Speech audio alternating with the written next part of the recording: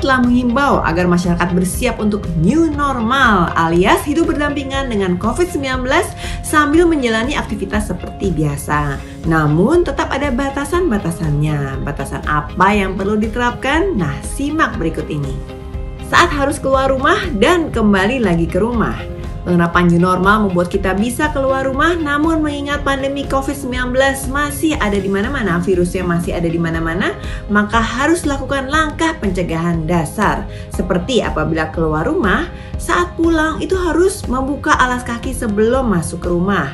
Kemudian alas kakinya nanti harus disemprot disinfektan spray atau disterilkan, dibersihkan dengan sabun dan air mengalir. Kemudian cuci tangan, langsung dalam rumah cuci tangan dengan air mengalir dan sabun yang bersih selama 20 detik. Lepaskan pakaian dikenakan, kemudian bisa langsung dicuci atau ditampung dulu di tempat cucian yang tertutup.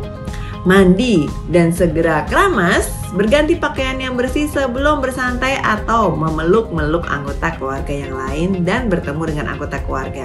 Sewaktu menggunakan transportasi umum, yang harus diperhatikan adalah selalu menjaga kebersihan tangan, bawa hand sanitizer yang berbasis alkohol, jangan menyentuh barang-barang di sekitar atau pegangan yang tidak perlu disentuh.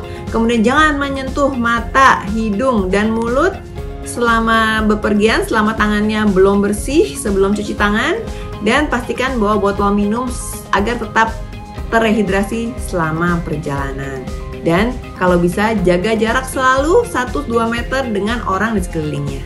New normal selama bekerja di kantor. Karyawan akan kembali bekerja dan menurut pejabat pemerintahan lebih baik dilakukan shift-shift. Jadi ada shift yang pagi, ada shift yang sore. Sehingga tidak semua orang bertumpuk di satu tempat dalam satu waktu.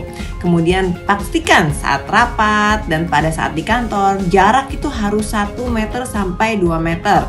Kalau ada yang terlalu berdekatkan, sebaiknya diperingati dan kembali duduk lagi. Kemudian tetap pakai masker dan tetap sering-sering cuci tangan secara teratur dan pakai hand sanitizer yang berbasis alkohol kalau ingin menyentuh mata, mulut, atau muka dan setiap kali bersentuhan dengan barang-barang yang kira-kira bisa terkontaminasi virus. Kemudian jangan lupa untuk selalu bawa spray disinfektan kemana-mana sehingga bisa menspraykan ruangan dan benda-benda alat-alat yang dipakai bersamaan seperti handphone, keyboard, meja, kursi, dan lain-lain.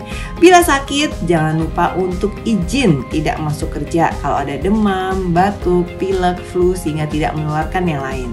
Apa perlengkapan yang harus dibawa saat keluar rumah?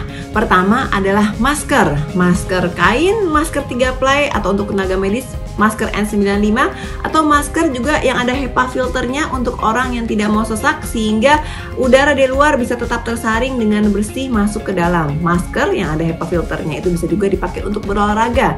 Karena kalau masker saat berolahraga itu biasanya takut pingsan karena kurangnya oksigen yang masuk, maka bisa pakai masker dengan HEPA filter. Kemudian harus bawa face shield kalau mau bertemu dengan orang banyak dan harus tetap berjarak 1-2 meter dengan orang lain. Kemudian bawa hand sanitizer yang berbasis alkohol, bisa bawa tempat makanan, sendok, garpu, dan tempat minum sendiri agar menghindari kontak-kontak dengan permukaan yang ada virus coronanya. Nah, new normal ketika berbelanja setelah menyentuh barang-barang yang ingin dibeli, misalnya baju atau di supermarket, makanan, kalau bisa tangannya itu jangan kemudian menyentuh benda-benda pribadi seperti tas, handphone. Jadi kalau bisa disteril dulu dengan hand sanitizer alkohol, kemudian baru menyentuh barang-barang lain. Kemudian juga saat membayar harus dipastikan agar kartu atau uang setelah dipakai kemudian disemprotkan kembali dengan disinfektan spray si kartu tersebut atau dompetnya, dan juga tangan kita disterilkan kembali. Dan jangan pegang-pegang muka, mulut, mata, hidung atau membuka plastik-plastik itu dengan liur gitu ya, kan biasa suka buka plastik belanjaan. Nah itu hati-hati, tidak boleh dipegang-pegang agar tidak terjadi cross kontaminasi antara plastik, benda-benda, dan mata, mulut, dan hidung kita. Nah, ketika berbelanja online atau memesan makanan online, hindari kontak langsung dengan kurir. Bila perlu, kenakan masker selama bertransaksi. Upayakan membayar barang belanjaan secara dengan pakai handphone atau pakai kartu atau transfer, jadi tidak berinteraksi dengan kurir. Sediakan tempat khusus bagi kurir untuk menaruh barang pesanan, sehingga kalau bisa sih tidak bertemu langsung atau tidak bersentuhan. buka bungkus paket di luar rumah, di taman misalnya, segera buang bungkusnya di tempat sampah, atau bisa juga semprot bungkusnya dengan disinfektan spray sehingga yang dibawa masuk ke rumah sudah steril. Untuk makanan, kalau bisa dihangatkan terlebih dahulu dan dipindahkan piringnya sebelum dimakan. Dan jangan lupa sebelum makan selalu cuci tangan dengan air yang mengalir dan sabun selama 20 detik. Bagi yang ingin berkonsultasi dengan dokter, bisa terlebih dahulu dengan telemedicine atau chatting dengan aplikasi-aplikasi online telemedicine yang sudah ada. Kalau terpaksa atau gejalanya cukup parah seperti sesak napas, kemudian demam yang lama, tidak berkurang, batuk pilek yang lama, lebih dari 2-3 hari sebaiknya berkunjung ke dokter. Kemudian pilih-pilihlah, kalau misalnya untuk anak, spesial untuk anak. Untuk vaksin, spesial ke rumah sakit misalnya yang khusus untuk anak-anak atau klinik yang khusus untuk vaksin. Untuk ibu-ibu hamil dan menyusui, kalau bisa spesial untuk rumah sakit ibu dan anak sehingga tidak bercampur dengan pasien-pasien umum lainnya. Jangan lupa 4 pilar untuk kesehatan: pola makanan yang sehat dan bergizi, 4 sehat 5 sempurna, tidur yang cukup yaitu 8 jam sehari untuk dewasa, anak-anak 9-10 jam. Kalau lagi lelah bisa ditambah untuk dewasa ataupun untuk anak. Olahraga yang teratur, kalau bisa 30 menit sehari, kalau bisa di lapangan rumah aja, tidak keluar, tapi kalau mau keluar, kalau bisa tetap pakai masker.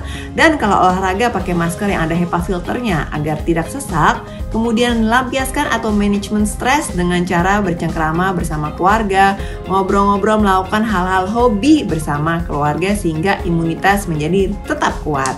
Dan bisa juga dengan minum minuman herbal Indonesia yang anti radang seperti jahe dan kunyit. Madu juga bisa untuk menambah daya tahan tubuh.